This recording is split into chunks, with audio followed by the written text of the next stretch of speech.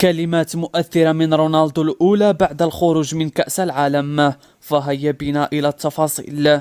علق كريستيانو رونالدو قائلا: هو نجم منتخب البرتغال على الهزيمة أمام المغرب والخروج من ربع نهائي كأس العالم قطر 2022.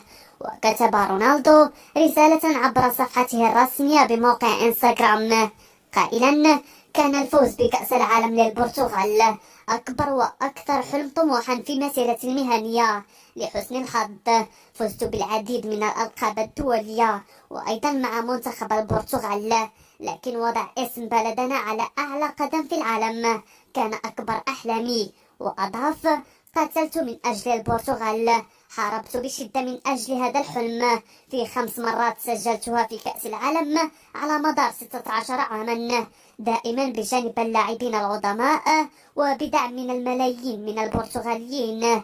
قدمت كل ما لدي، أترك كل شيء خارج الملعب، لم أدر وجهي أبدا للقتال ولم أتخلى أبدا عن ذلك الحلم. وتابع رونالدو: للأسف انتهى الحلم بالأمس.